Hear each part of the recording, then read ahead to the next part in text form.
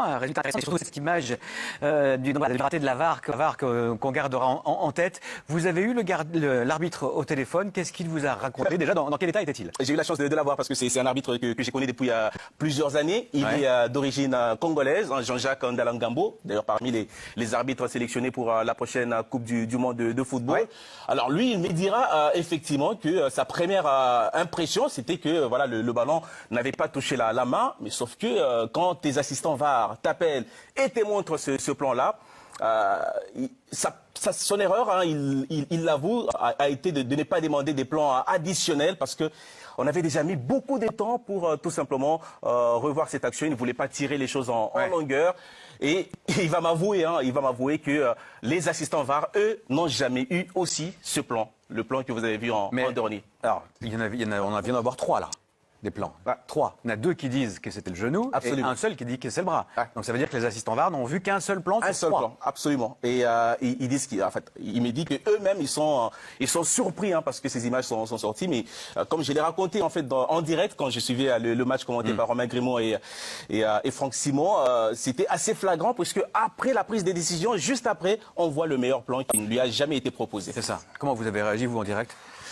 Déjà, dans un premier temps, vous ne voyez pas que vous voyez la main, mais vous ne voyez pas que le ballon a d'abord touché en fait la jambe. Ah, vous voyez la main, vous comprenez qu'il y a main tout de même. On comprend que pas immédiatement, mais on comprend qu'il s'est joué quelque chose. Et ensuite, bon, bah, effectivement, quand on a le plan, le fameux plan, on voit le ballon d'abord toucher la jambe avant d'aller à la main. On se dit bah oui, là c'est forcément c'est cruel, c'est injuste et la décision n'est pas bonne, n'est pas la bonne. C'est ce qu'on a dit. Et malheureusement, ça a quand même un petit peu changé les choses. Parce que ça a assommé le Raja. 8 minutes. Voilà, ça assomme le Raja parce qu'il marque le Herli. Et puis derrière, il y a le deuxième but. Ils ont mis du temps à revenir dans la rencontre.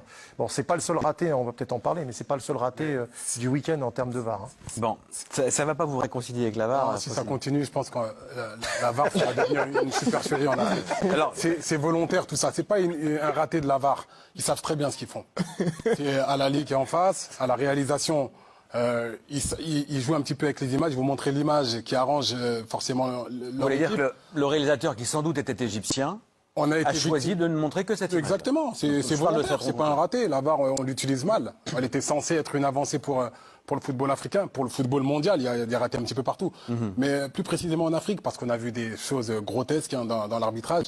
Mais là, c'est pas possible. On a été victime de l'arbitrage, nous, en Tunisie. Et ils ont montré qu'un seul plan. L'arbitre a fait semblant de mettre le doigt dans son oreille. L'écran ne fonctionnait pas. C'était une supercherie. Franchement, il faut dire la vérité. Si on veut que les grandes compétitions restent attractives, la CAN, cette super Ligue des Champions, Al Ahly n'a pas besoin de ça. C'est le club le plus titré en Afrique. On n'a pas besoin de réalisateurs qui font un petit peu ce qu'ils veulent. C'est dommage pour le Raja. Ils sont lésés. Ils encaissent ce but. Et moi, je pense que ça va poser des problèmes plus qu'autre chose. La VAR, on a été victime. En Tunisie, on a été victime lors du match de 8e de finale où il y a une main incontestable. Tout le monde l'a vu, sauf les 3 personnes qui sont devant l'écran. Ils ont que ça à faire, en fait. Ils ont que ça à faire, c'est de regarder s'il y a un problème. Et malheureusement, ils ne le voient pas. Tout le monde le voit. Et voilà, on va dire oui, le banc ne s'est pas levé, on n'a pas contesté. C'est à eux, c'est aux personnes qui sont devant l'écran de faire leur travail.